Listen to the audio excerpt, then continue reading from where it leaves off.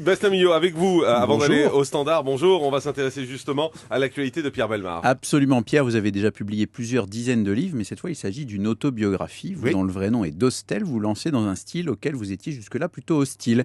On y découvre des éléments de vie privée dont vous nous aviez toujours privé, et quant à votre carrière professionnelle, on le sait bien dans cette maison, elle rime beaucoup avec FM, mais sûrement pas avec éphémère. Votre voix nous a longtemps accompagnés, mais aujourd'hui ce sont vos qualités d'écrivain que vous mettez en avant.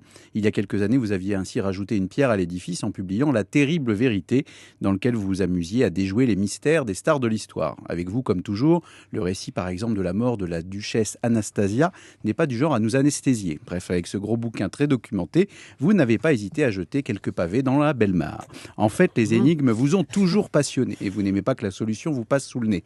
Vous le faites avec un sacré pif, en choisissant les bons exemples pour plaire. Vous avez vendu plus de 10 millions d'exemplaires. Qu'il s'agisse des histoires vraies ou de l'année criminelle, les meurtriers ne font pas semblant et les épilogues sont sanglants. C'est clair, les victimes dont vous parlez partent rarement de leur belle mort.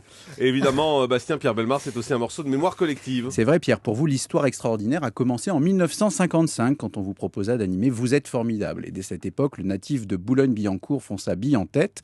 Ensuite, c'est l'émission de légende La tête et les jambes qui régna pendant 19 ans. On se souvient d'une variante intitulée Cavalier seul, où le futur Premier ministre Laurent Fabius avait montré son goût pour l'équitation. Ce jour-là, il avait sorti le costume cravache.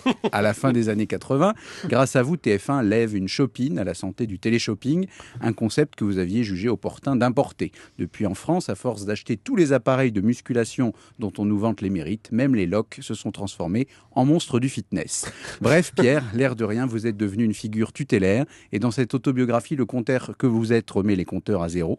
À l'époque où vous étiez dans le téléachat, vous étiez l'empereur du frais de port. Maintenant que vous en êtes affranchi, vous avez définitivement choisi la franchise. Merci beaucoup, Bastien Millot.